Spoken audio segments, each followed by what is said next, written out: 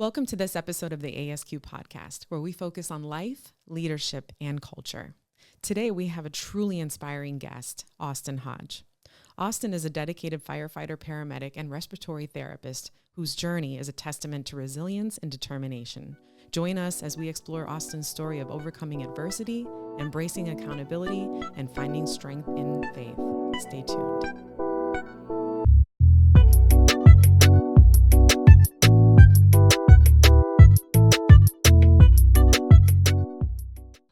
All right, so here we are, man. All right, yep. All right, this has been a long coming interview, right? Yeah, finally. Finally, I mean, I remember when I started doing this a couple of years ago. You know, I was like, man, Hodge, man, hook a brother up. Let me interview you. So, so thank you for being here. I mean, honestly, and I appreciate the time that it took, because seeing you grow professionally, and now that I'm seeing the growth as an individual, and I'm glad that you reached out and said, "Hey, man, I'm ready now." So yeah, I think this is gonna be great, and hopefully the listeners can tune in all the way through, because it's gonna be some pretty good stuff. Yeah. So on that point, right? So tell me, what is it that you would like to achieve by having this interview before we get into it? Okay, great question. I think the biggest thing is taking accountability. Okay. And I think this is the year of accountability. And we all go through stuff, and I think a lot of times people might see the accolades and all that, but they don't really know what happens behind closed doors, or what someone's really going through, So that's what this interview is about, taking accountability of some stuff in my past that's going to make me a better man, better person. I think that's huge. Yeah. No, man, it's I think it's very courageous, right? I mean, there's a time, the way that we reignited. I mean, obviously we know each other for a while, but the way that we reignited was by the More Than a Game basketball, right? Oh, for sure. And talking with guys about this part of vulnerability, right, and accountability, and seeing the guys really wanting to get better, Oh, for sure. And if I can say something to that. It was funny how all that happened, how the universe kind of puts things together. Because I was actually in a pretty dark place during that time. And this is probably back in April, a few months ago. And we'll speak more about that here a little later. But sitting down and being in that, it's like a manhood, passport to manhood type interview, where it had, a whole bunch of other men there, telling their stories. It was just an open space. Yeah. And just how everybody felt so comfortable with you, and I felt comfortable with you too. So I said, man, this would be a great, time. And that actually sparked, me to change and all that. Okay. Yeah. Okay. So I mean, this is an excellent preview of it all. So I'm ready to get started. So I like to start always with the question. Right? It's like, where were you pitched? So tell us about where you're born, where you're from, and your upbringing. Tell us a little bit about that before we get into the really good stuff. Okay. So Austin Hodge, from Fort Pierce. I love Fort Pierce, rep Fort Pierce, right. All day long. All day long. I'm actually Lakewood Park, not too far from here. Born and raised here. I was actually homeschooled. My parents were together during this time, from kindergarten up to 5th grade, up to when they split. Then started to go to public school and stuff. And so. Went on to have some issues in high school, which I don't know if people follow me or not, with the whole FCAT and having to get my GED and dropping out of high school. So tell me more about that time in high school, right? Because I know that as a child, sometimes we have different makeups, right? And I'm one of those people that believes that the education system doesn't cater to all the different personalities, right? And the different things. Tell me about your struggles, like in school.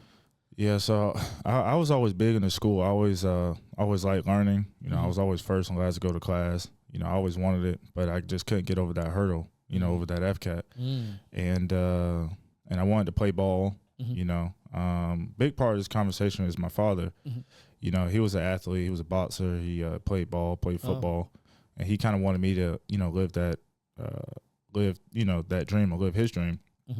You know, so, you know, he would train me, you know, growing up, you know, hard training, stuff like that, just prepare me, which was good. And I had the skill, you know, but I just couldn't pass this test. Yeah. And it just kept beating me. And I said, man, like, I just said, was I not smart enough? I was doing good in school. Mm-hmm. I just couldn't pass it. And you know, began to get frustrated. He got frustrated too, you know, and ended up missing out on some opportunities that I could have had, Okay. you know, playing ball or whatever. So, you know, so when I graduated with certificate of completion, it was kind of tough for me, but it was tough for him too, because it was kind of like he was expecting for you to go into more advanced athletics, like maybe in college and things like that. Yeah. Now, which sport was it the one that you were really interested that you wanted to pursue? Basketball. Basketball. Yeah, basketball was good. Now, I can still box pretty good, and not too many people know that. Okay. You know, I kind of keep that on the down low. Yeah. So don't try it. Yeah. yeah. But mostly it was basketball. Okay. You know, and you know, and he was kind of disappointed, and that was another, you know, one of the beginnings of, you know, the dark places. Did that relationship? That relationship started to kind of go downhill. How were you and your mom during this transition? Because you mentioned that they were separated by this time, right? Yeah. And so you were both seeing both. So how was the relationship with your mother during this time? Man, that was pretty. It was pretty tough, you know. And I love my mother to death, you know. But you know, I think it was a joint thing, though. You know, it was like joint pain too. I mean, I think they both tried to do their best, you know, raising us and stuff like that. You know, but it was probably new for them too. But it was some things that, you know, that she did that, you know, that I just kind of took personal. Some things that, you know, he did I took personal, and it kind of made me, you know, like who can I lean on? Who can I trust? Yeah. You know, it's kind of hurted by both, you know. And can you give me an example of a situation that kind of like describe that? Yeah. So, I would probably say the biggest thing, and this is everybody too, you know, once, you know, if someone was born and raised with both parents and then they separated and then they start seeing other people, you know, I think that then that can kind of be kind of tough, because you're kind of used to seeing mom and dad together, and, you know, now you're seeing mom with someone else and, you know, dad with someone else. So you see all these different type of people and different relationships. And I think that kind of watching them, you know, go through, you know, those different types of relationships kind of, you know, I was kind of watching that, and I was like, you know, it kind of started to change me a little bit. So like at that age, what kind of change, or were you able to kind of like make sense of it? And if you did, what was the outcome of seeing that? And then the thought that is like, oh, what was that thought like? Yeah, that thought was kind of, it was kind of tough, because it was some lies in there. You know, I started losing, you know, I started believing them and ended up becoming a lie from, you know, from both sides. And so that's when the trust kind of fell. And I said, man, you know, if my own, you know, blood, you know, could lie, you know, or not, or I felt like I couldn't trust them, then, you know, if I'm in high school and I'm dating a girl or whatever, and she tells me that she feels this type of way, you know, I wouldn't believe it, you know, because it's just kind of like, you know, I had a hard time trusting anyone, because I said, man, my own blood can, you know, if I couldn't trust them, then, you know, who could I trust? Yeah. So, and that's something that carried on actually all the way up to my adulthood. Yeah. You know, so. But we're gonna get into. Yeah, we're gonna get into that. But this is a good point. I mean, it kind of like beginning to kind of like frame the way that you view the world and the way that you're interacting with people. Yeah. So once around what age were you when you actually realized that it's like, wow, my own blood is lying to me? So it's like, who can I trust? Yeah, it was early on. It was probably 9th, 10th grade. 9th, 10th grade. Yeah, it was 9th, 10th grade, and you know, it was just. You know, I feel like my parents were kind of, and this is the same thing for, I think, a lot of, or most parents that divorce. You know, they try to go, it's like a seesaw effect on, you know, the mother and the father, on who can hurt each other more, and, you know, who has more leverage, and who has custody and all that other stuff. When really I think the kids take the most, you know, heat, you know, takes the most punch from all that. And, you know, and I think that's just kind of what happened. And I ended up taking a different approach where it made me angry. And I kind of used that, you know, anger, I try to use it in a positive way. Try to use that anger to like push me through school and push me through get my GED and all that other stuff. And, just to kind of show them, prove myself right, obviously, but kind of prove to them that, hey, Yeah, we're going to touch on anger because anger is a good, I love anger. Yeah. We'll talk about that. Yeah. But tell me about your siblings, right? In this dynamic in which you're being seesawed by parents, how did your siblings and you and your relationships with them? Oh, yeah, that was tough. So I have an older sibling and I have a sister a year younger than me. And she and them, they kind of, and I think each person handles it differently, and, my father really wasn't there for her either. So, and, I tried to be there for her too, but she kind of took a different approach where, and this is most girls too. And, hopefully they're watching too, they can attest to it. But if if a female or a daughter doesn't have that father figure, sometimes they go out elsewhere.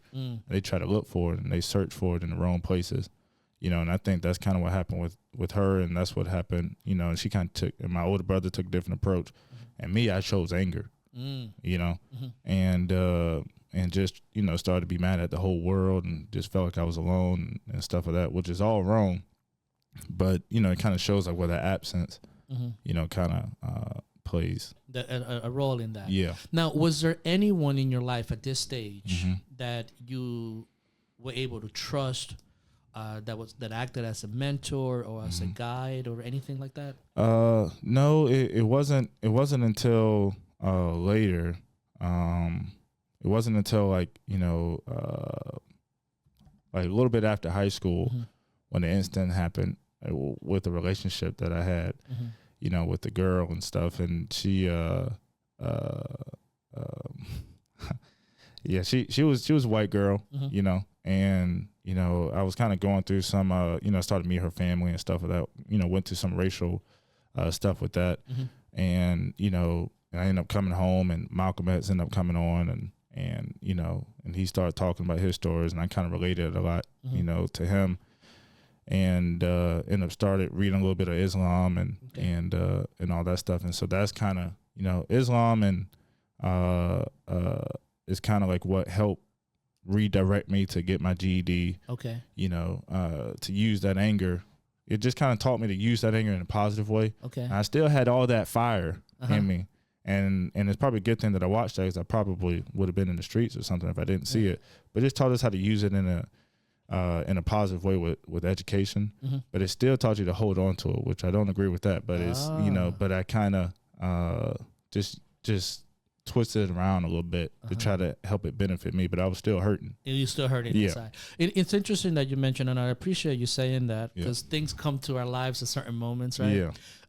Let's go back a little bit and tell me about the racial relationship and seeing the two cultures and what was the pain point that you felt that kind of like brought you to watch Malcolm X and kind of like explore Islam? Yeah, so it was when I met her father, and I just stuck my hand on it, just the introducing phase, and I just wanted to introduce myself, and he kind of looked at my hand and kind of walked away. Oh wow! And then the mother was there and was like, oh, you just have to excuse him, he's still stuck in his ways, his grandfather was, part of the Klan, and he still has some of, he still holds on to his father's Klan stuff in the closet.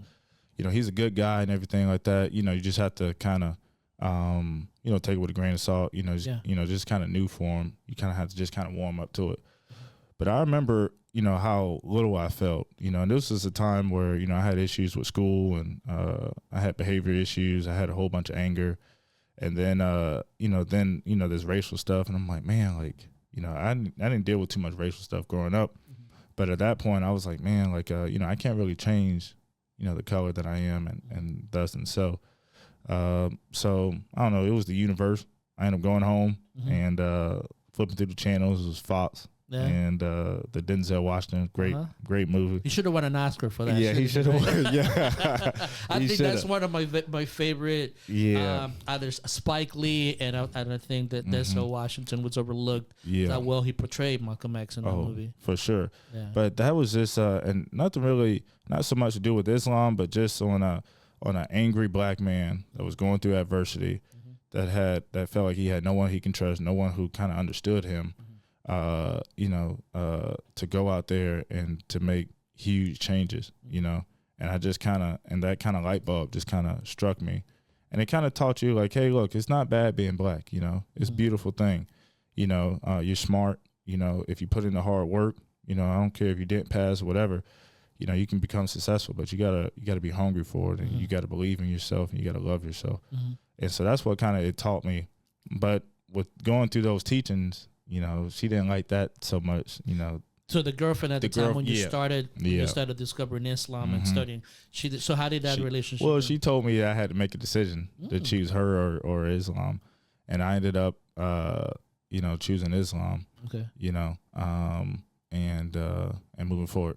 Now it was still a whole bunch of, that's one part of it, but still, from childhood trauma, which we're going to get into, it was still, that's where the start of cheating and all that stuff were going to. So I was still doing a good thing, I think, with educational part, but, when women, which we're going to talk about, was a weakness of mine, I started, lying to her also too. So, it was kind of a little bit of both, and I can, towards the end, I can tell you the reasons why all this stuff happened. Absolutely. Yeah. And it's interesting because you're seeing the pattern of, what you talked about, your parents lying and and not trusting anyone and not having to trust, not finding that guide until Islam came about. That's a kind of like a very interesting process of self-discovery, right? That's kind of like the beauty of a life that it unfolds like that. Now tell me about Islam. Tell me about what is it that resonates with you? What is it that you feel helps you as an individual when it comes to the teachings? Well, I just feel like it's serious, and it takes accountability. It's just like it's just no excuses really. It was, first it was a Nation of Islam, which is a group of men, that they take broken, black men who have behavior issues, educational things, and try to remold them and rebuild them, because sometimes in this world as a black man, it can kind of teach you that, you're not really nothing, and Islam kind of, it taught me like, hey, look, you're a king, you're smart, pick your shoulders up, pick your chin up, learn how to talk. Just because if you talk educated doesn't mean you're talking white. Even though I came from Fort Pierce or something like that, if someone talk, I'm sure if someone listens to this interview, they probably say I sound like a country. Not really. I mean, but go ahead. Yeah, so they. Well, you know how it is. It's like sometimes the swag comes out. I'm from the South Bronx, so Yeah. So Yeah, for sure. I feel you. I feel you when it comes to that. It's like, but go ahead. Sorry. Yeah. No. So anyway, So I think that's kind of it. So it was just serious. It taught you how to hold yourself accountable, how to the best thing that you can do, I think, as a black man is, to read books and educate yourself, and don't go with the cliche, stop making excuses like, oh, I didn't get this job because I was black, or I didn't do that. Just go out there and study, work hard just like everybody else, and just go out there and get it. Yeah. And I kind of respect that. Yeah. So then consequently, from the time that you discover Islam to the time that you completed your GED, what was, once you learned it and once you prompted you, it's like, I need to do something better. Tell me a little bit about that process and how you got into decide which path you wanted to follow professionally. For sure. So that's a great question. So the first thing with Islam, I reached out to the Nation, and it was a couple of tests that you had to do. The first thing was like rewrite the dictionary. So I had to do that. I had a composition book, a few of them, and that was the first step I had to do. And the second thing was to know your Bible. So I had to read the Bible from front and back, 3 times. Now, was it the Bible or the Quran? It was the Bible. Oh, which interesting. So the Nation was a little bit different because it says like, look, if and there's a lot of things that correlate between the Quran and the Bible. But if you're in a conversation with the Christian, and I don't have any issues with Christian, I can talk to anyone. I'm not that pro or just against. I think if you praise religion, Or if you don't, that's your decision. Yeah. I'm not forcing anything, but this is just something that just helped me. But if you want to be able to hold a conversation with a Christian or whatever, you got to be able to know the Bible. You got to know what you be able to talk to. Interesting. And just like if that Christian wants to have an argument with me, they should, know a little bit of the Quran. So that way you can at least sound intelligent. Yeah, exactly. Yeah, that's a very good point, because it's interesting because I always find myself in this type of situations because I'm very curious about different religions, right? So I was talking to Jacob's neighbor who happens to be Jewish, and him and I were bonding, and I have a couple of people that I know that are Jewish, and he said, well, you know more about Judaism than I do, but the same thing with Islam, it's I love learning about the Prophet and understanding his life, the structure, the challenges, and everything else. Oh, for sure. But I appreciate the fact that they teach that. Yeah. So that way you just know the Bible. So, and my mother was big on the Bible. My mother, if she watched this, she's gonna be like, "Oh man," because she's a Christian, but I love her to death. Yeah. And she was the original teacher too for me with the Bible and stuff, and being homeschooled. She laid that foundation. Nice. So even though when I had to go through reading the Bible, it was a lot of stuff that I was obviously super familiar with. But I just felt like it wasn't the push that I needed. And I'm not pushing any religion on anyone, but it's just it was just something that kind of what I needed. We have an episode that we talked about choose your vehicle. Right. I'm on of that mentality. It's like, because Islam kind of like came to you, right? Yeah. And that's your vehicle. Although you understood Christianity, that was your vehicle, Islam. And I'm of the faith. I'm of the belief personally that everybody has to pick their path and walk their path without judgment. Just like you just mentioned. Yeah. So you understood it. So you had to learn the Bible. What were some of the other requirements that you had to face? So you couldn't eat pork. Okay. You had to pray, 5 times a day. Facing east. Yeah, facing the east. Yep. And these are still areas that I have to be better at. But during that time, I was pretty locked in. Okay. Go to the mosque on Fridays. They have one in Fort Pierce. They got one in Vero too.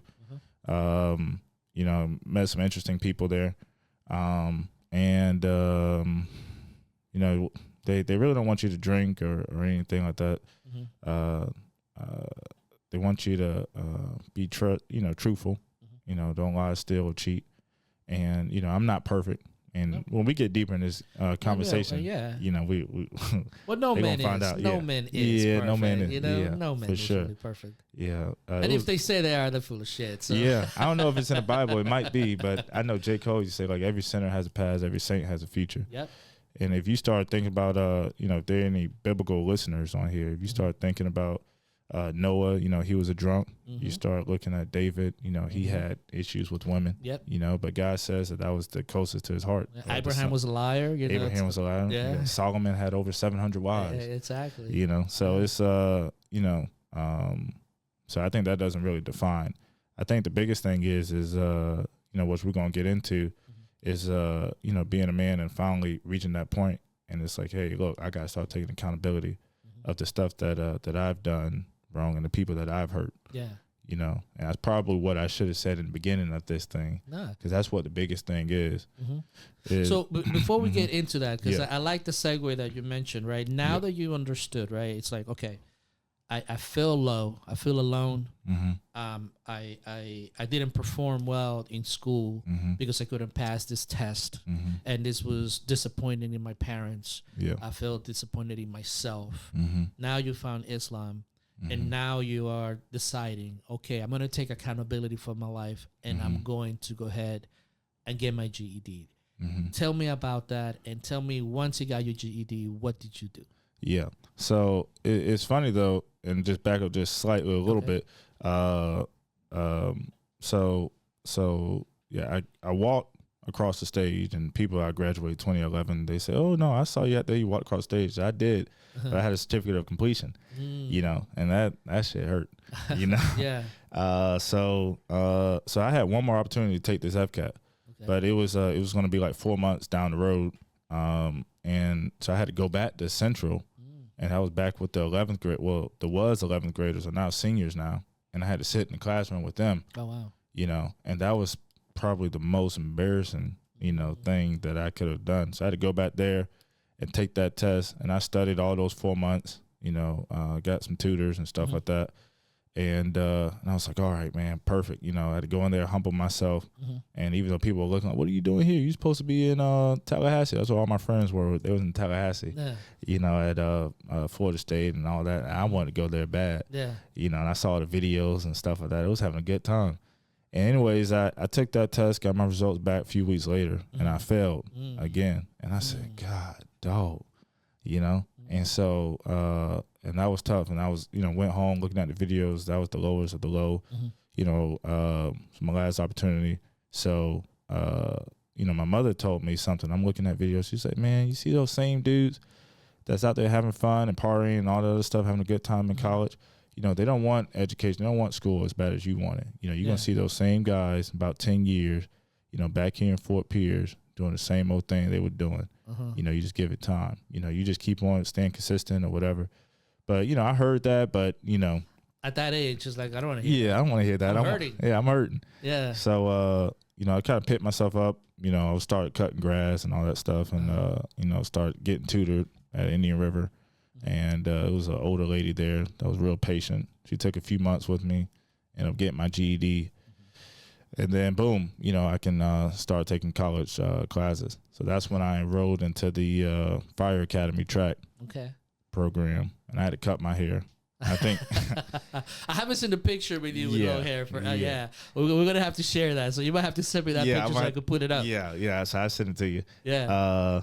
And I think that's why I met your wife. I think she was working in admin at that time. Yep, she was working. She works there. Yeah. Yep. So when I went there, they didn't think I was going to come back because I had these long dreadlocks. And she was there, and Professor Williams was there, and they made a little joke. They was like, "Oh yeah, see, you had to cut your hair off, and it wasn't just like a low cut; it was almost bald." Well, yes. So you got to take it all off. And the helmet won't work. The helmet won't work, but I kind of felt like Samson, And I said, "Man, my hair is my strength." So, but anyways, I ended up cutting it, and it ended up working out for me, and that kind of started the whole Fire Academy thing. But I also had issues with testing too, and I went to Al, and he'd tell you, I pulled him aside and I said, hey man, look, I'm not a good test taker, but I got hard work, I got effort, I'm gonna put everything I got into it, and all that. But during this time is where the absence of my father and I happened, where we kind of split, and so this was probably like 13, 14 years ago. So what happened there? What happened with the split? I mean, because again, you're taking accountability for your life. You force yourself to overcome a huge hurdle. Found a career path. And you're making the effort or doing the hard work to get there. You find a spiritual guidance. You got a lot of great things happening in their infancy. So what happened with that split? So I think and it was so long ago, but I think my father wanted me to go more of a direction towards, still athletics, and then my mother, she, I wanted to be athletic. I wanted to go towards athletics too. That's what all my friends were doing. And they would tell me, I don't know, they probably lied to me though. They say, oh yeah, you are the next best thing, and you can jump high and all this stuff. I think you got what it takes. And so, but my mother told me, I came home from a practice or workout, and she said, hey, man, she told me she needed to have a real nigga conversation with me. That's what she called it. And so she was like, hey, man, look, you ain't never going to make it in the NBA. You need to be more realistic. She was like, the same guys who's doing all that other stuff, they might not make it to the NBA either. You don't want to waste your time on something when you're young and you're youth. Do something more realistic. Go back to school, get education, do whatever, do whatever career you want to do.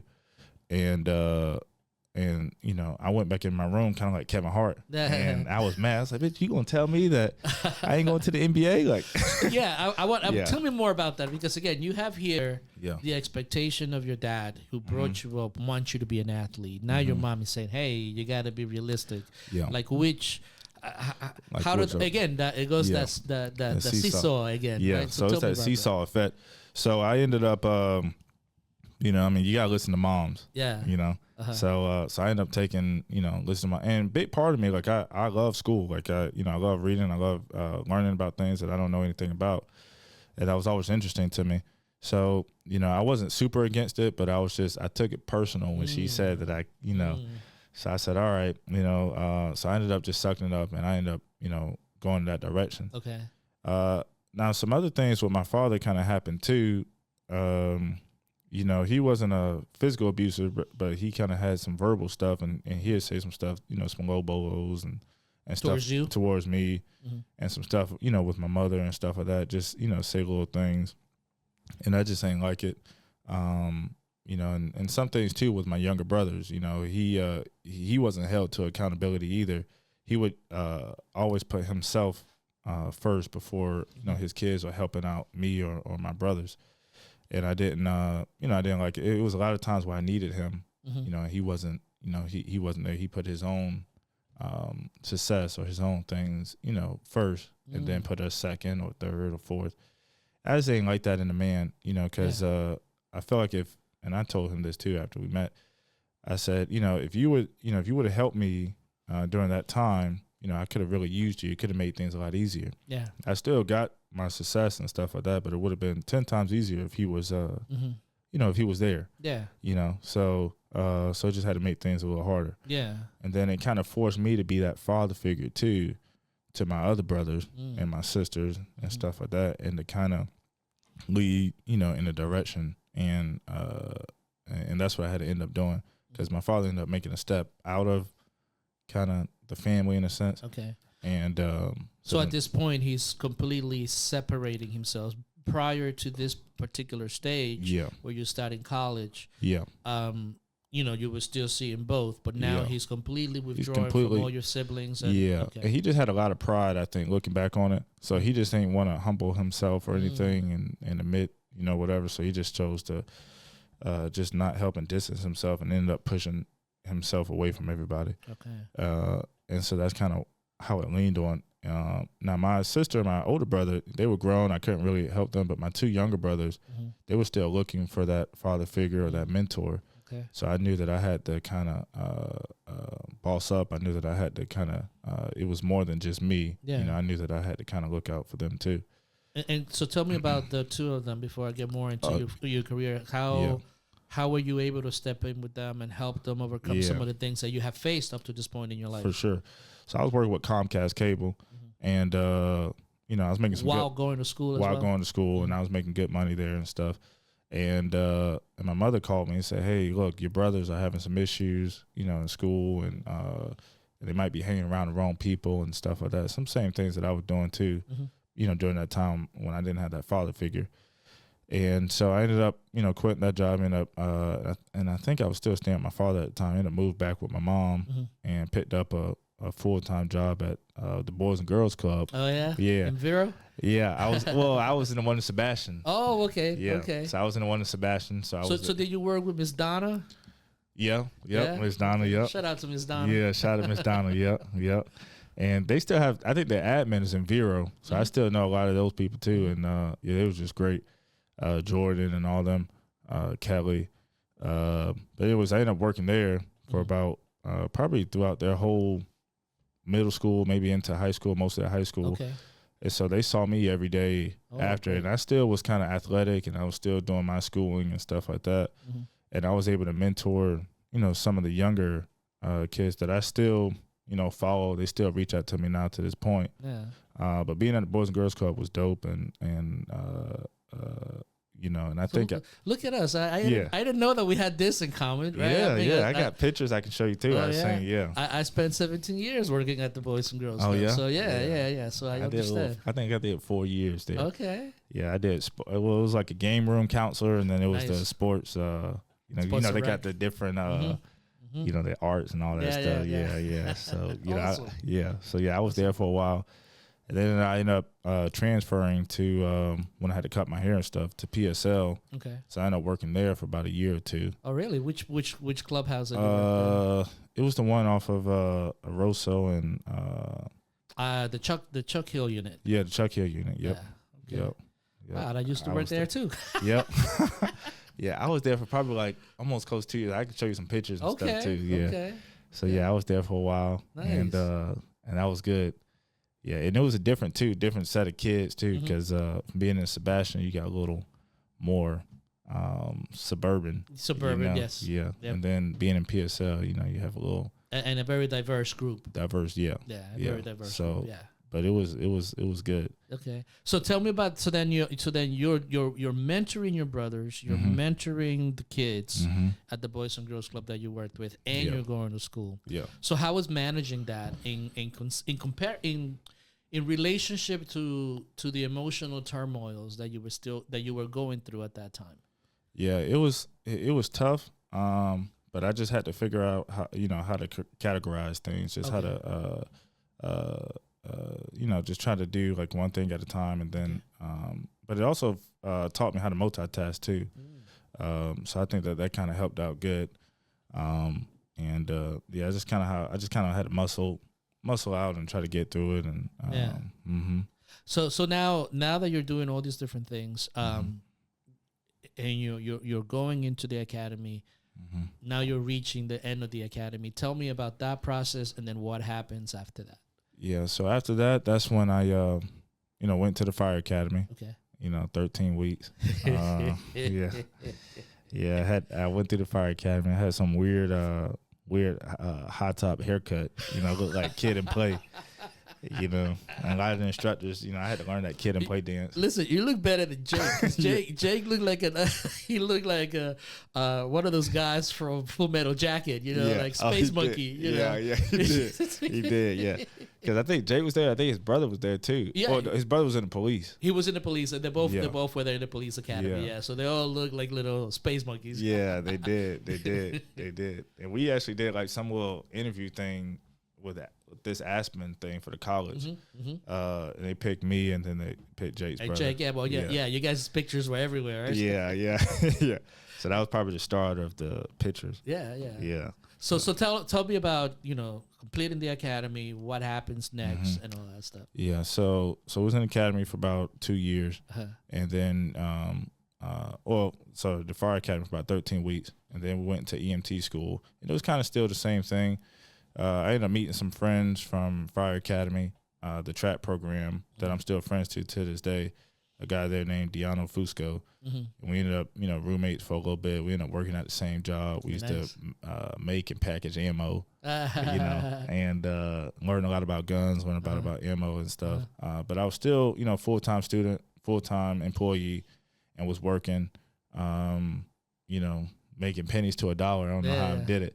But ended up doing all those things, and then I got hired up in Alachua County, up in Gainesville.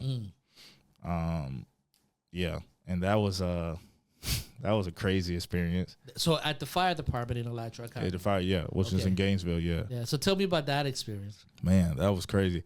So, like, because I was happy. I was like, man, this fire department, this is great. It's going to be dope. Like, man, I'm looking forward to it. Yeah, I'm going to be doing fires all the and time. All that stuff. Yeah. So I went through there, and they got the best, they had one of the best training, like they were, it was almost like a military type thing, a lot of working out and all that stuff. But when I got on the line, and I was just happy, I was like, finally, but it wasn't what I thought it was. It was a lot of racism there. Oh, really? It was around the time where the Black Lives Matter kind of came out, and all that. And my very first shift when I walked in there, it was a couple of cowboys in there, and the first thing they told me, they said, "Hey man, if you coming in here with that Black Lives Matter stuff, you might as well just wrap it up and get on out of here, because we won't do that here." Yeah. So how did that make you feel when you saw that right away? Yeah, I took that personal. Yeah, I took that personal. And, and I was already thinking in my mind on how I can kind of come back home, But at that point, I had already moved and all that other stuff. And, because it was the interview process for the fire thing is great. It's almost like being drafted. Correct, yeah. In the NFL, you got chief calling you, tell you how much you're going to make, your salary, you got these benefits and all that stuff. And you like, man, this is this dream come true. Like, I'm going, pack my bags, I'm out of here, and end up finding a place up there and stuff. And I just thought that was going to be home. Yeah. But going through that, I was like, man, I got to kind of, you know, being away from home, didn't have anybody really to talk to, you know, going through all that tension. And it was like that every shift, you know. They would make jokes and all that stuff. So you were going back almost to what happened to you as a child. It's like the not trusting anybody, not having somebody to back you up. Yeah, because I thought it was a brotherhood. Yeah. And I was like, man, I kind of went from trying to get away from the family thing because I really didn't have to, you know, I felt like I just didn't really have that trust there, you know, and then trying to go up to Alachua. I said, man, this is great, you know, like how Fire Academy was. It was like it's a brotherhood, it's a family, you know, to go up there to Alachua and to experience all that stuff. I was like, man, like there's another kick, you know.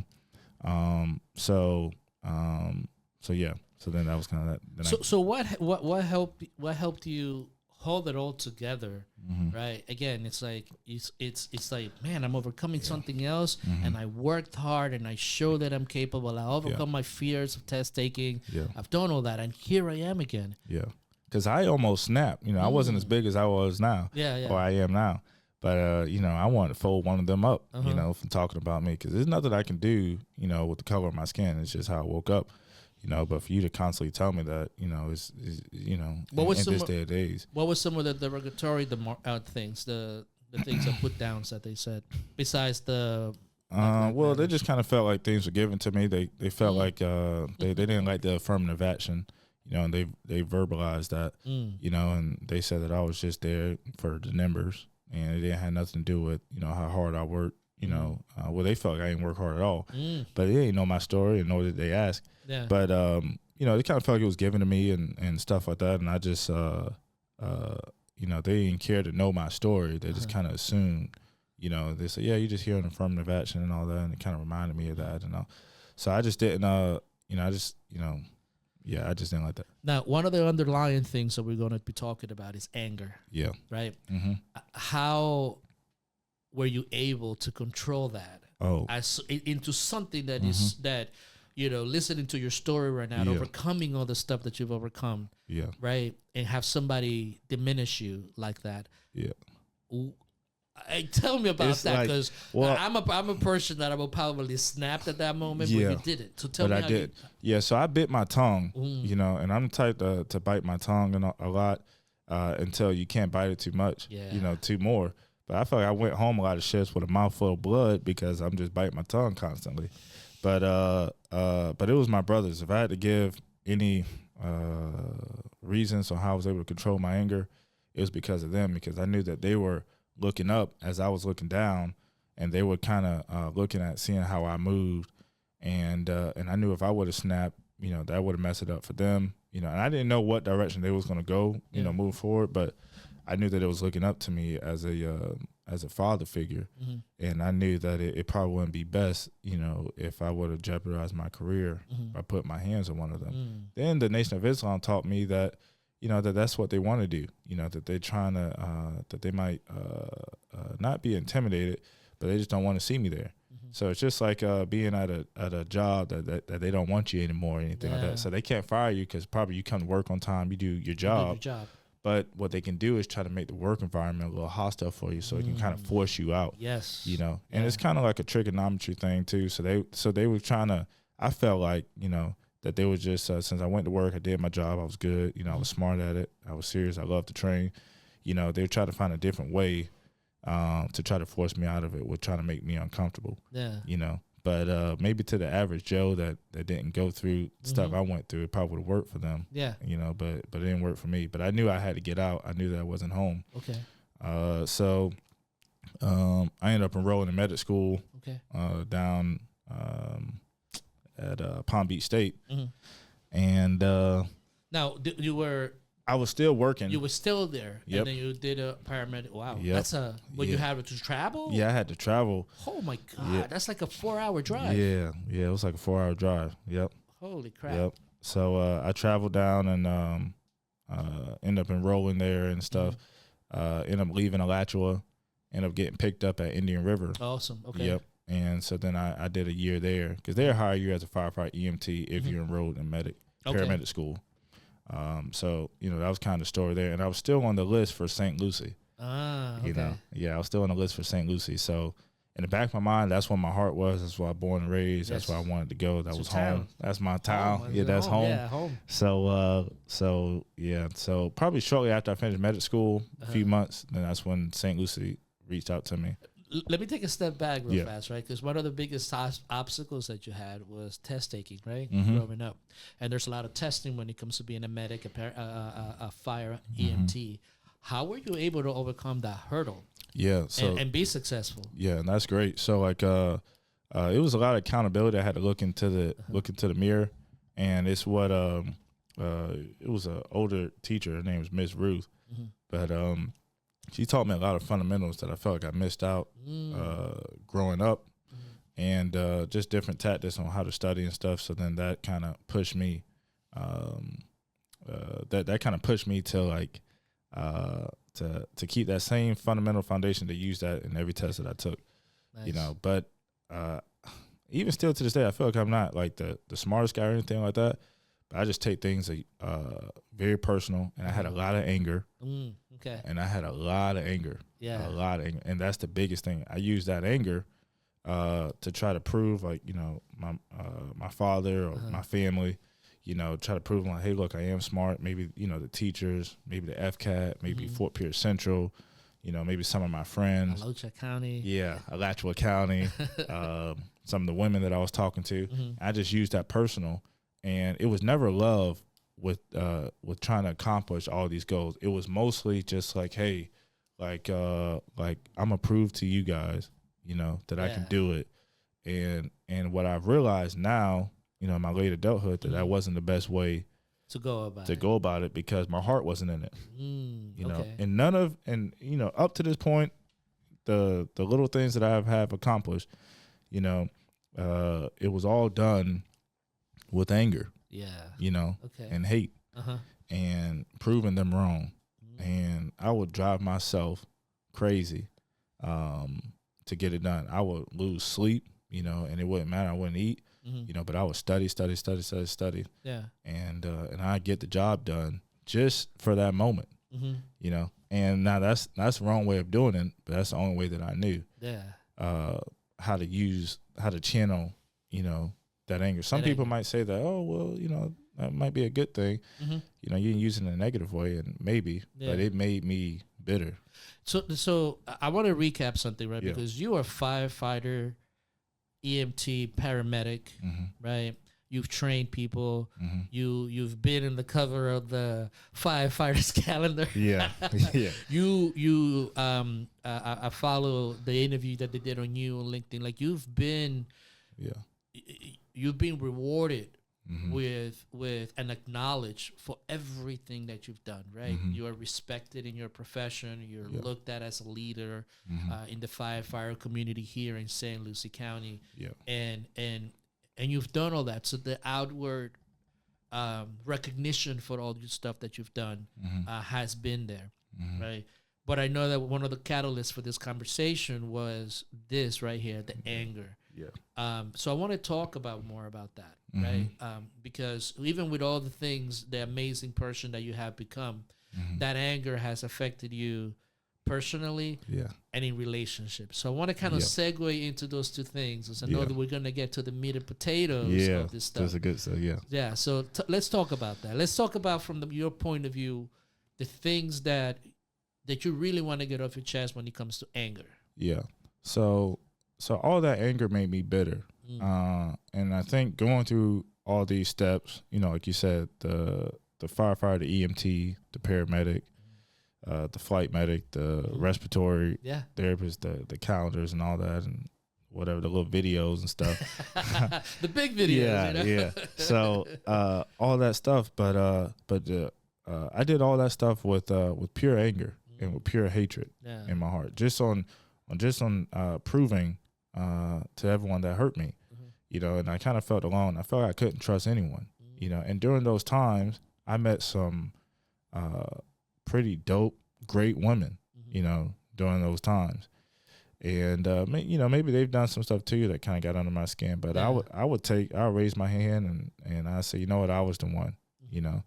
And this is me taking accountability, you know, to those women that that I was just extremely bitter, and I would lie to them, and I would tell them, I say, hey, you know, like, yeah, I love you back, or I trust you, and all that stuff. But really deep down, I didn't, and I never could, and I would never be able to go over that hurdle on to even push further to relationships or kids and all that stuff. Even though, like, if you were to ask me right now, you know, what's the greatest thing that I want? It's a family, it's a wife, it's kids, the white picket fence, you know, the nice house. The American dream. Yeah, American dream. And I'm a country boy too, so I like the cows, the horses, and the goats. Right, yeah. Oh, you like the drive over here, right? Yeah, I like the drive. Yeah, I like all that. That's Southern. I like that. I love that country stuff. I ain't too much of a city boy. I've become a country person myself. Trust me, I hate cities now for some reason. Yes, sir. So all that anger kind of made me bitter. And even though they would come to me and the women that was in my life, they were genuine and they loved me back. They probably loved what they saw and the hard work and all that stuff. And they probably looked for those things in a man, you know. But I could never give them what they were looking for. And I wasted their time, you know, because I haven't yet went back to my past to help to face my past, to close that door, so that way I can move forward, so that way I can go over that hurdle. Yeah. You know, to love and to trust and to do those things. So let me ask you, I'm gonna push on you a little bit. I understand the what you're feeling in terms of that, but have you allowed yourself, because this is hard for seeing the experiences that you've experienced. Has there been a time in which you allowed yourself to actually love someone, or has it always been the defense? So it's always been the defense. It's always been a defense. Yeah. And something happened beginning of the year, you know, and it was an eye opener for me. And I think and that's what, you know, pushed me to this interview. That's what sparked, you know, for me to even go back to face my father, who I haven't spoken to for over 13, 14 years, to go back there and face those demons, so that way I could move forward. But I hurt someone, you know, and, you know, who didn't deserve it, you know. And I've hurt many people before in the past, and I'm speaking on women. I hurt many women before in the past. I just didn't care. You know, I just kind of, you know, I kind of felt like, well, you know, if I gave it time, you probably would have hurt me, you know, just like what happened before in my past with, you know, with my family or friends and stuff like that. You know, I just got you first, whatever, you know. But this last one, you know, it kind of stung a little bit. I knew I was getting older. Yeah. And I said, man, I'm still doing things that I was doing, you know, in my 20s, you know, in my early 20s. And I said, man, I don't want that to be the story for me. Yeah. You know, I don't want, you know, I feel like if you ask any women around this area about Austin Hodge, they probably have a different story, you know. Yeah. And I don't want to be viewed as that, you know, because really what I want is love, peace, and happiness, you know. But I didn't face those demons before in the past. I didn't close those doors. I couldn't grow. And even if they told me, and they knew what I needed to do, they told me, oh, you need to talk to your father and stuff like that. But it would just make me so angry. Yeah. Even if they brought his name up or they compared me to him, you know, and I didn't even know why he made me angry, but it just, you know, it was just his name and his presence. And even though they would just bring it up. Yeah. And they knew it got to me too. So when things wouldn't work out, they would bring that up. They make me upset. What would they say to you? They would just be like, oh, they'd say like, I got daddy issues and stuff like that. Because even, you know, when you first start to meet each other, I think, you know, you start talking about, oh, how many brothers you got, how many sisters you got, where your mom at, where your dad at, and then it opens up that conversation. So like, so they knew, and women are smart. They keep that in the back of their head, and they know how to hit those low blows at you. Yeah, So I didn't want to give him that satisfaction, and I also wanted to move forward too, because I can't live a lifestyle of like. Outside of my relationships, I think most people say, oh, man, that's a dope guy. You know, he's a hard worker, educated, you know, family guy, whatever, and this and that. But when you start talking about relationships and stuff like that, that's where the, like, oh, I probably wouldn't talk to him. Yeah, he got all this stuff, you know, but, you know, I see how he, you know, womanizes or whatever, I don't want no part of that. Even though he might be great, even though he might be a good man or whatever, I don't want no part of that because of the history. I want to acknowledge something first and foremost here, because one of the things that I appreciate about what you're saying right now, I work with men, both for survivors of sexual abuse, but just men in general, right, in order to promote positive manhood. And one of the things that you're saying that you're doing right now, as an African American man, as a man in general, is opening up the aspect of us that has been we've been told that we need to suppress that. Right? We're supposed to be the tough guy, the ones in charge, the ones in control. Right? So the vulnerability that you're experiencing right now is almost like if you're taking your clothes off in front of everybody. Oh, for sure. Right. That's so a great analogy. I want to talk about that because, again, in our society, particularly when it comes to minority men, I'm a minority man. And again, I think men in general, because I work with men from all races, all backgrounds, all the social economic demographics, and a lot of men feel the same way. That idea of vulnerability, of not being, of feeling the fear of feeling naked in front of you, in front of the group. So you right now are butt naked, I just say, right? Yeah. So tell me about how that feels, and what is the impact of you showing yourself with all aspects, the good, the bad, the ugly. How does that feel, and what do you want to accomplish by saying that? Before we get into the things that you've done to be able to overcome this. Yes, sir. So, maybe about a year ago or a year and a half ago, I came out with the story with me getting my GED, me not passing the FCAT. I promised my mom that I would never tell anybody that story, and that was extremely personal, kept in the closet, type of thing. But when I came out with that story, a lot of people reached out to me and they said, man, like I had to get my GED too. And hey, like I didn't know that about you because all I see is just the accolades and, maybe the success after success after success. Like I didn't know that, you had to go through that. You had to go through tough times. I thought you was given a silver spoon. And I don't want anybody to go through that. So, and nothing was given to me. Everything was earned. And, I want them to know because I also want to empower other minorities, like myself who had those stories, who might not feel like they have somebody they can talk to or lean to or has a story like them. I know each and every person has a story, but as a man, outside of race, but just as a man, period, I think it's extremely hard to pretty much walk outside the door, like you said, butt naked and say, hey, look at me. I suffer too. Yeah, I suffer too. Like I got stripes on my back too, and I put my pants on one leg at a time, just like you. I bleed red just like you do.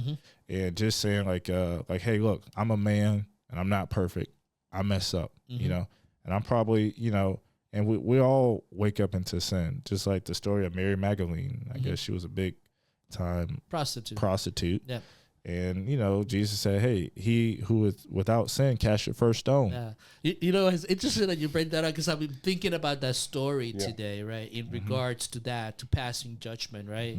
And again, it's he's a prostitute who's like the worst of the worst. And by biblical definition, they need to be stoned, right? Yeah. And here comes Jesus saying, whoever is free of sin, cast the first stone. Yeah. Right? It's like, who are we really to judge anybody? Yeah, that was, that's a beautiful. And I was just thinking about that today. I was driving. We're there. Yeah. For some reason, I was driving from my appointment this morning. Was thinking about that story. And so yes. Yeah. So I think that's the perfect analogy because we all mess up. And me coming out here and talking about the issues, the daddy issues, the issues I have with women and stuff like that. I'm open and people are gonna say whatever they want to say and they can write whatever book they want to write.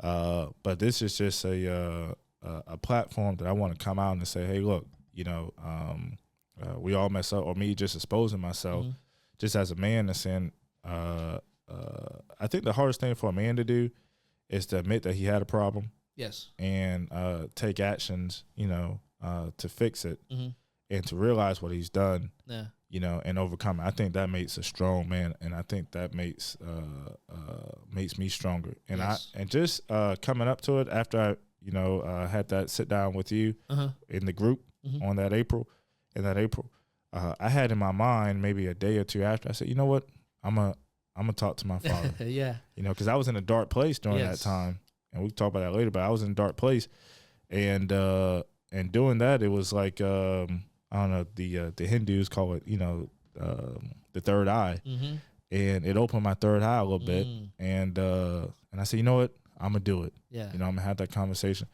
Yeah. So listen, we're gonna get into this because I want to. This is the part I really wanted to get into because this is beautiful, right? So the premise of what we do, right, is we talk about life, culture, leadership, life, leadership, and culture. But I'm all about the hero's journey, right? Yeah. I want to talk about April, right, and I want to talk about that dark place, the abyss, you know, the belly of the whale, that darkness that you find yourself in, right? And I want to talk about the things that you did to come out of that and the things that you had to confront to come out of that. Yeah. So let's talk about the darkness first. So I had to give some credit to some people because God put people in your life at certain times, you know, that I haven't even seen in a while. Yeah. You know, and I'm gonna give him a shout out. You know, his name was Andre Robinson. Okay. You know, great friend. You know, another friend, Diano Fusco. And I have to think of the another one, probably Carnell Long. Okay. You know, and just those group of guys, you know, because I end up doing the same thing that I've been doing, you know, with women, you know, and I just kind of got tired of it, you know, and I ended up hurting someone, you know, and I didn't want to do that anymore. So,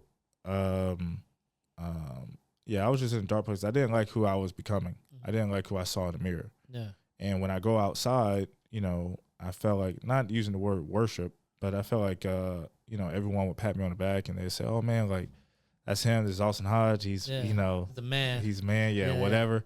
And, you know, but I was just going through, you know, dark parts because really what I wanted is just one person, one woman, you know, family, kids, and just want to move forward. You know, I don't want to, didn't want to go out and do all this other stuff. I just wanted that family life. Yeah.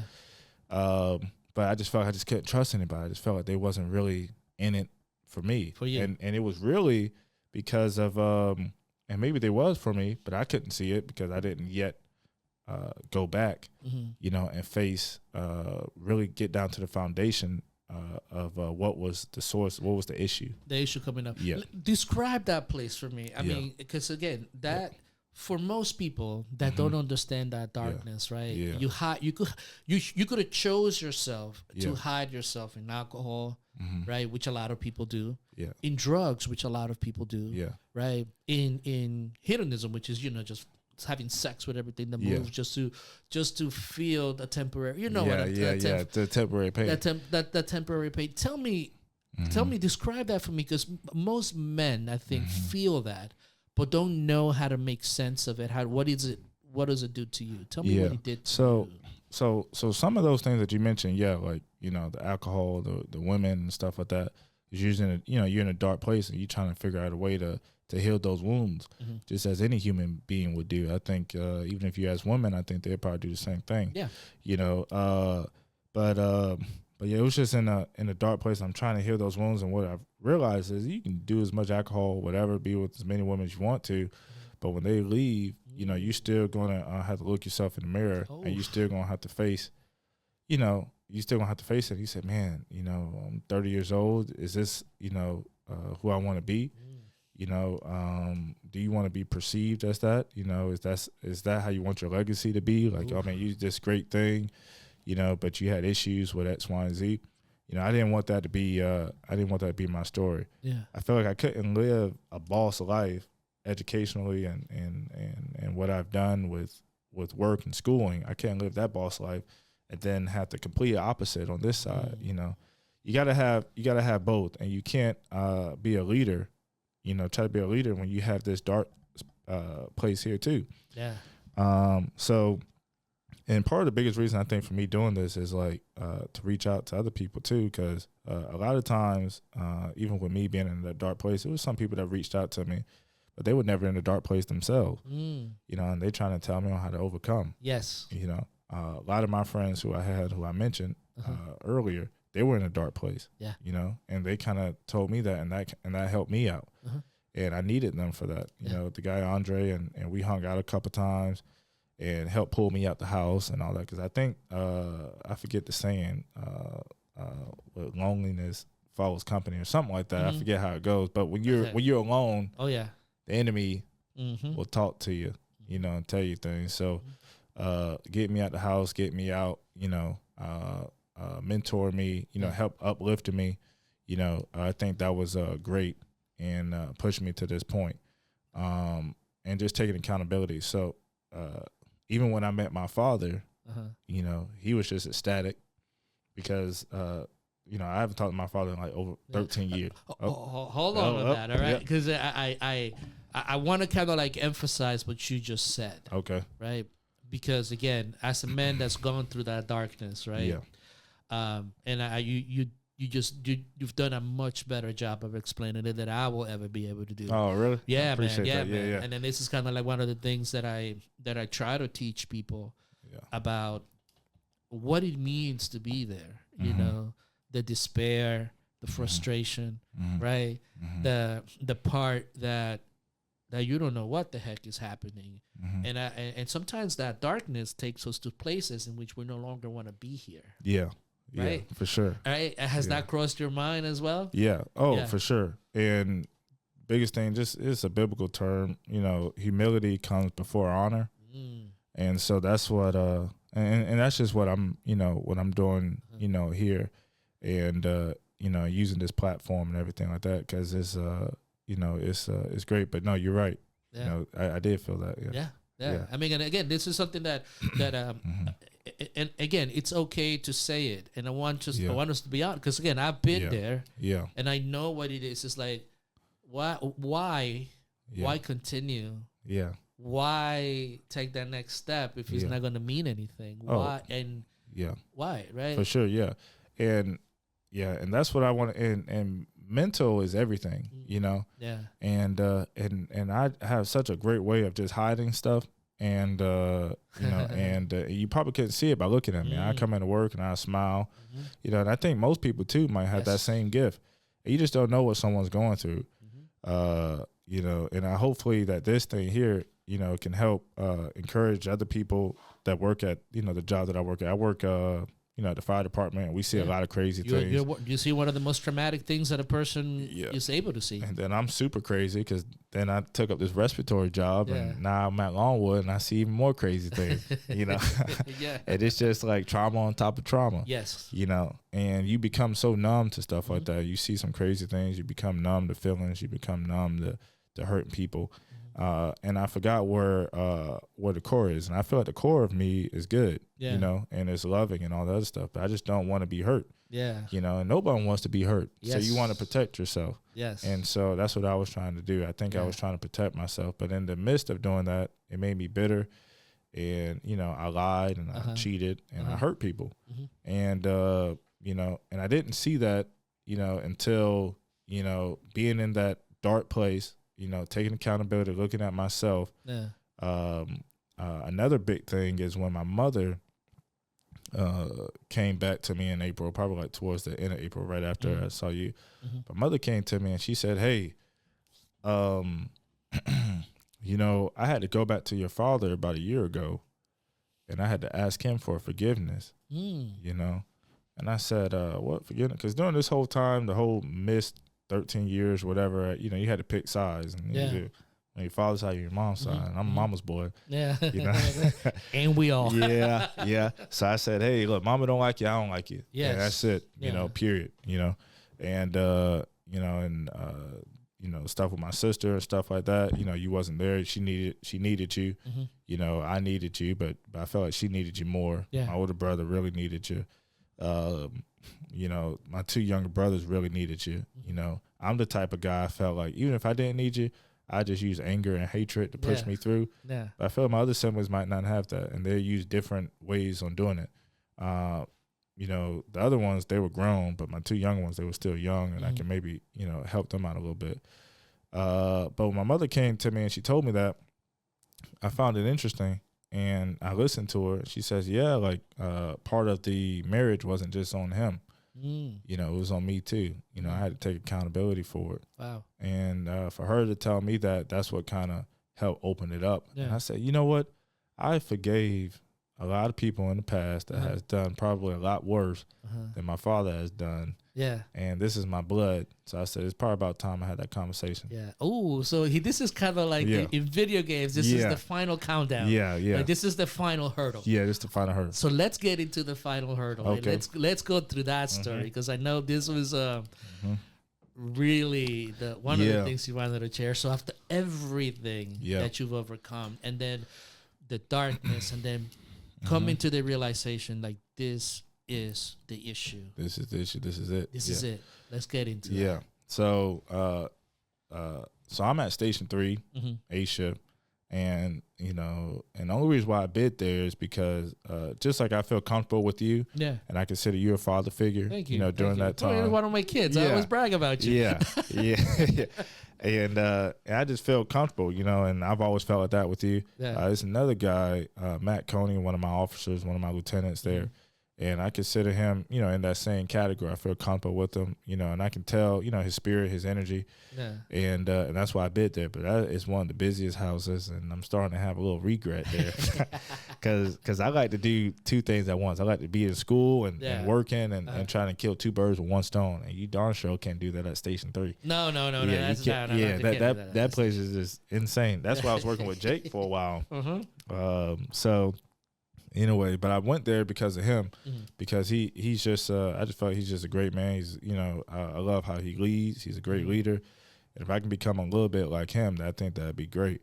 It mean a lot to me. And I feel like there's some things with him that I can learn. Yeah. So anyways, I ended up going to him, and I said, hey man, I've been in a dark place, and you know, I'm having this conversation with my father and stuff like that. Just try to grow, be a better man, be a better person, you know, and all that other stuff. So in the future, if I do find Mrs. Hodge or whatever, you know, I can become ready. I can be ready.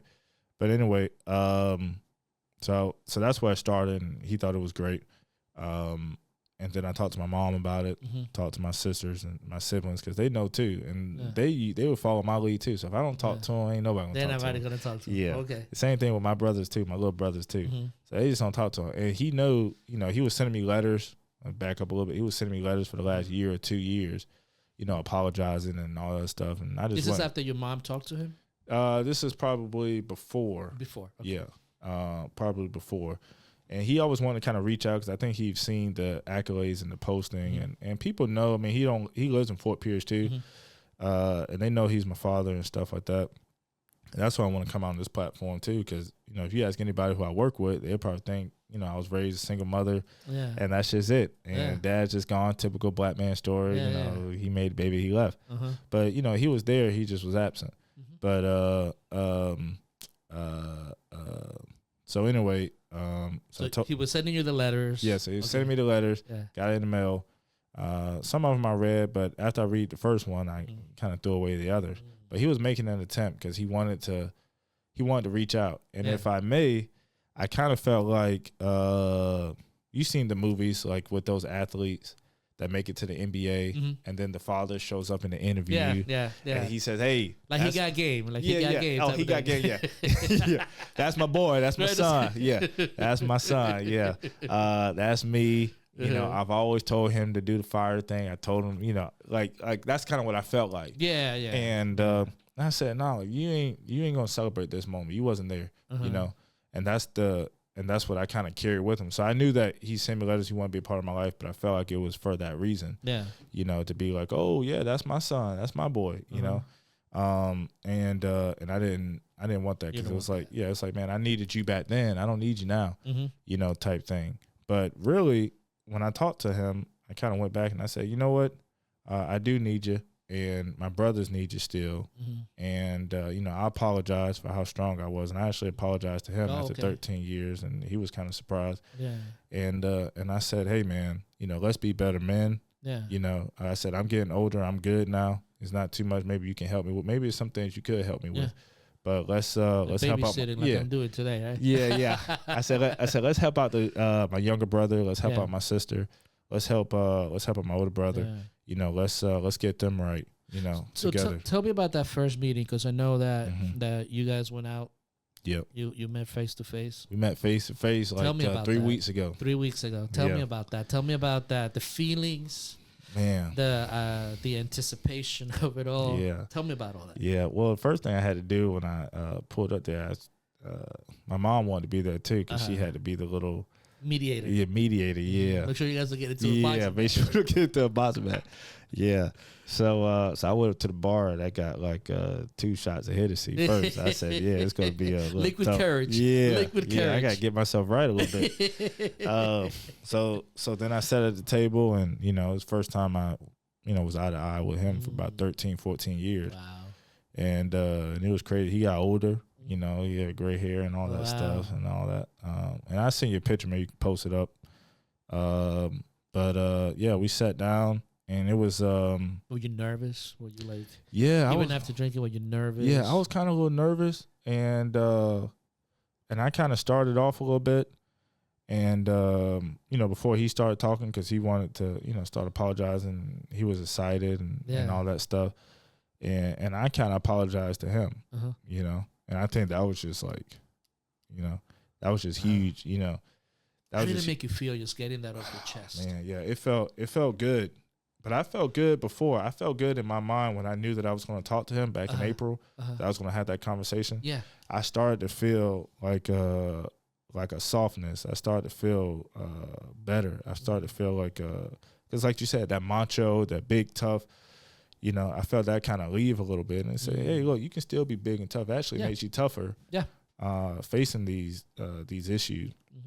But actually coming out and seeing him face to face, I kind of felt like like I let go a lot of that stuff. And the biggest thing was like, hey, look, the past is the past. I knew that it was time to move forward because I couldn't really remember what really happened. Yeah. Because it's just been so long.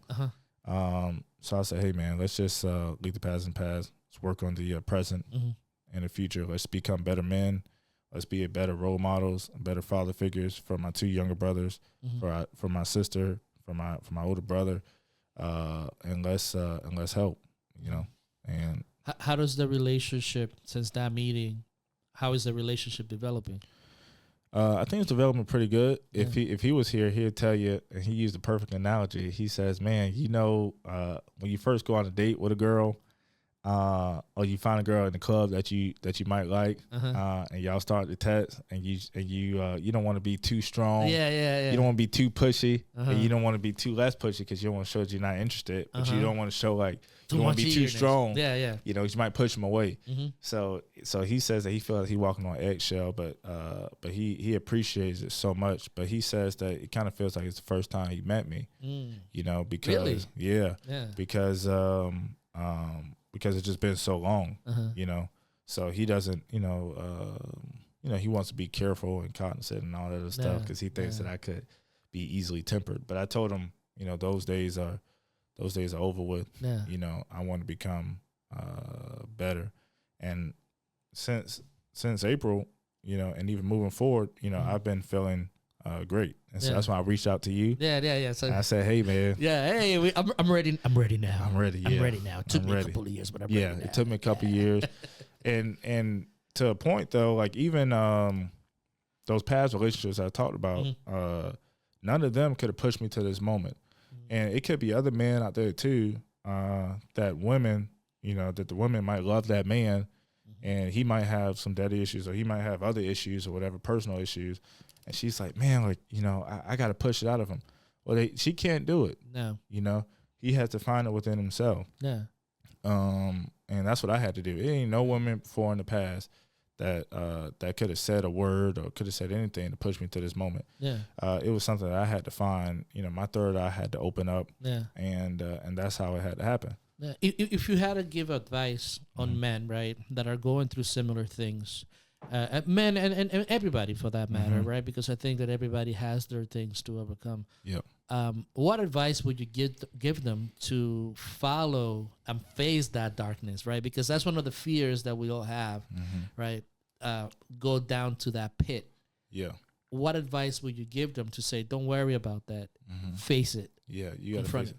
I feel like every man has to go through that dark space. They has to go through that dark, those dark times, those dark moments, because I think it's through those dark moments that it makes you better. And I appreciate the dark moments that I went through, and I feel sad, and I reached out to the people that I've hurt too. So you did reach out to some of the girls? Yeah. Oh, how was that conversation? Man. Tell me about that. If we got time. No, I got listen, a second. Typically, I try to do this for like an hour and a half, but this thing's good. So this is what I live for. You know, things like this. I love seeing growth and evolution. So tell me about those conversations, because those tend to be really challenging. Yeah. So it's kind of mixed, but I think most of them were they was acceptive of it, and they took it well, but a lot of them told me about myself, and it was a huge thing where I had to bite my tongue and I had to listen, and I had to humble myself, and I said, damn, like, it kind of made me think. I was like, man, I'm that bad. But they would say, that even all the accolades that I have, that I ain't that cute. You know what I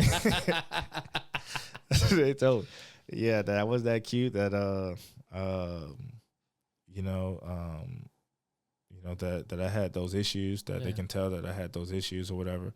And even speaking with them too, like they told me during those times, like, hey, I needed to have those conversations to make me grow, to make me better. But I didn't want to see it. I was almost used to that pain. I was used to that hatred. I felt like I almost needed it too. I felt like I couldn't pass those tests. I couldn't put in that much effort if I didn't have that hate. It's interesting because like one of the things that I teach people or talk to people about is what gives us a sense of identity, right? And a lot of the times pain gives us a sense of identity, right? Yeah. And the moment that we put it down is almost as scary. Yeah. Right? Yeah. Right? Because it's like, so if I'm not that, what am I then? Yeah. Right? So that part, I feel what you're saying. For sure. Yeah. Because I knew that. I was like, man, I don't want to get rid of it because look at the success that I was able to do, and that's all I know. Yeah. I mean, I know 1 Corinthians 13, it says, faith, hope, and love, but the greatest of these things is love. And I believe that, because I know that I love my 2 younger brothers, and I know what love feels like, and I do anything for them. So I know that it's real, and I know it's deep, and I would prefer that over hate any day. But tuning into that monster or whatever, it was the only thing that I knew. Yes. And I kind of feel bad. I kind of feel like I wasted some time too, because in the process of all this learning and school and all that stuff, it was no love into it. It was I did it out of pure pain and hatred. But here's the thing, because I do have to redirect you a little bit of that, because again, life unfolds. We always think that life is this linear thing, right? But there's so much. Life is so complex, right? And the more we grow, and the more we start realizing these things, right? It's and facing those things, the more of us is going to be revealed. Different aspects of ourselves.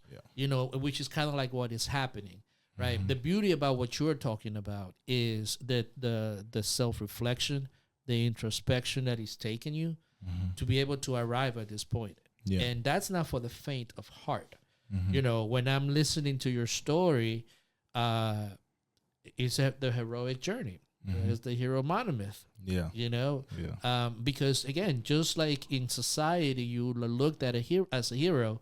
In your personal life, you were the villain, right? I was a villain, right? And now you're flipping it. That's a great way, you're flipping that around, and you're recognizing the thing, which a lot of people fail to do, because again, what you're talking about in psychological terms, you're talking about the shadow of our personalities, and you're facing those shadows. So they have to redirect a little bit, because it is. That's a great way. It is the recognition of that you needed to evolve that has led you to this conclusion, And that's kind of like when you come to you're part of the soul. That we don't connect to. For sure. Yeah. And the biggest thing is like if I want to have a healthy relationship, if I want a wife one day, if I want to bring a child into the world, I have to face I have to fix this. I have to close those doors. Yes. I have to make sure that I'm mentally there. Mm-hmm. So right now, yeah, I'm 30 and, you know, don't have any kids or anything like that. But I wasn't ready for any of those things. And I couldn't be ready. And I'm thankful that, you know, nothing happened, you know, because it wouldn't have been true and it wouldn't have been real. And the love would not have been there. Yes. You know, I think now is at a point where I got in tune with myself, and I took accountability. I was able to be in a dark place. I was able to pick myself up and overcome and see like my weaknesses. And I learned a lot about myself, and I learned a lot about others. And on things that I wanted. And, you know, even though if I met a great dope woman, you know, I couldn't go over that wall, you know, and I couldn't figure out why.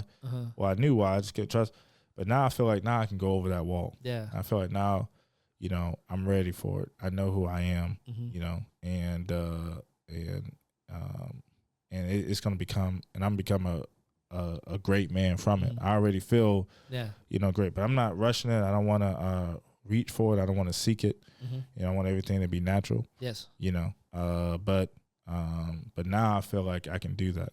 You know, which is so. But yeah, it is bad though, because I had to go back in the past, and I had to reach out to some people that I've hurt. Just like I reached back to my father, and this whole few months, that's just been me just taking the hit in the gut, you know, taking the punches. Taking the punches. Yeah, but it's been a good thing, you know, and they appreciate it too. And it's made me become, you know, a better man, because, you know, I wanted to let them know that, hey, look, it wasn't you. I know I probably said some things, and, you know. And did some things. You know, but it wasn't. It was me. You know, I was the one that was hurting. I was the one in a dark place, and I was the one that needed to grow up. You know. And again, it's from my point of view, it takes a man to realize that. That's what separates truly a man from a boy. Sure. You know, it's being able to realize that you just mentioned. And be able to do it. That's a real man and there. And this, and it's tough. And the love I have for my brothers too, and I wanted all of us to work out. I knew that if you know, my brothers are good and they're great, you know, but I feel like they can be better. I feel like I can become better. And crazy enough, I feel like my father can help if we all work together. I feel like we can become great. Awesome. You know, but we need all of us to be on the same page. And so I think reaching back, you know, now he's taking accountability. Now he's picking up the slack and all that stuff. So I knew it probably had to start with me. You know, if I wanted to become, you know, the family to become better, to become stronger, for us to all, you know, become mentally okay, to let go of the past. You know, let's talk about the present, and it will predict the future. You know, off of what we do right now. You know. A question in leadership, right? That's what you just mentioned right there is, why do you feel that it was you, right? That out of your entire family, it was you that had to go through this to kind of like heal their relationship, because you're like the middle child, right? I am. So why you? Why do you think that is? Well, I feel like God gives his toughest battles to his strongest soldiers. You know, and I've been hit, you know, from every which way you can think of, just like most people have, you know, and but I found a way to when I fall down, to try to look up, you know, so if I can look up, I can get up, you know, type thing. And I just got a lot of persistence, but I think among all that, I want to do good. You know, I don't want to be the villain. You know, I don't want to, but at the same time, I love myself. And I don't want myself to be hurt at all. And just by the midst of me, you know, being down, taking a big hit for men and us becoming better and stuff like that, there are some, you know, crazy, toxic, hurt women too that's out there too, that go through the same thing that men go through. And they don't know, they might have daddy issues or whatever, and so they hurt men, and they might step out on men. And all those other things, because they haven't reached down deep, you know, to see what the source of their problem are.